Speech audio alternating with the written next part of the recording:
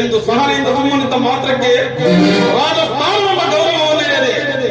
ಈ ರೀತಿ ಮಿತಿ ಮೀರಿ ಮಾತನಾಡುತ್ತಿರುವ ವಿದುರನನ್ನು ಕೂಡಲೇ ಸಭೆಯಿಂದ ಆಚೆಗೆ ಮಾಡಿತು.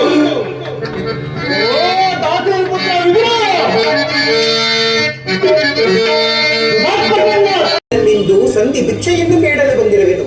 ಸಂಧಿ ಭಿಕ್ಷೆ ಪ್ರದಾನ ಮಾಡು ಗೌರವೇಶ್ವರ.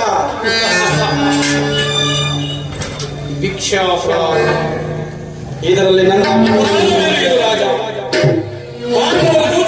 ಸಕಲ ಸಂಪತ್ತನ್ನು ಕಳೆದುಕೊಂಡಿದ್ದು ನನ್ನ ತಪ್ಪೆ.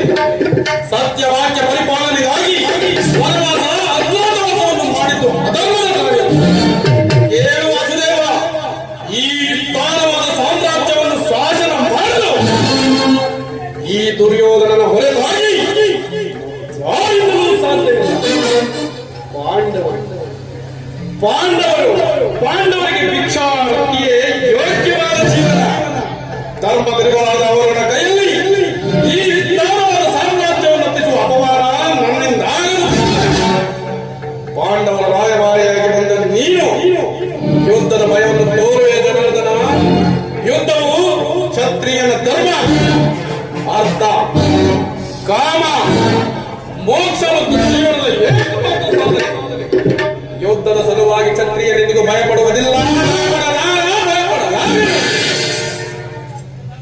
ಸ್ಥಿರನಾಗು ಸುಯೋಧನ.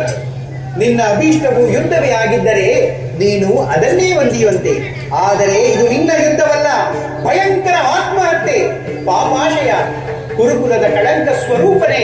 ನಿನ್ನ ಅಪರಾಧಗಳು ಏನೆಂದು ಯೋಚಿಸಿರುವ. ನಿನ್ನ ಅಪರಾಧಗಳು ಅಗಣ್ಯ. ಹಿಂದೆ ರಾಜಸೂಯ ಯಾಗದಲ್ಲಿ ಪಾಂಡವರ ಸಂಪತ್ತನ್ನು ನೋಡಿ ಕರಗಿದ ನೀನು ಈ ನೀಚ ಶಕುನಿಯ ಸಲಹೆಯಂತೆ ಯುಧಿಷ್ಠಿರನನ್ನು ಕಪಟದ್ಯೂತಕ್ಕೆ ಎಳೆದದ್ದನ್ನು ಮರೆತೆಯ. ತಮ್ಮ ಸಹೋದರರ ಪತ್ನಿಯ ಮಮಕಾರ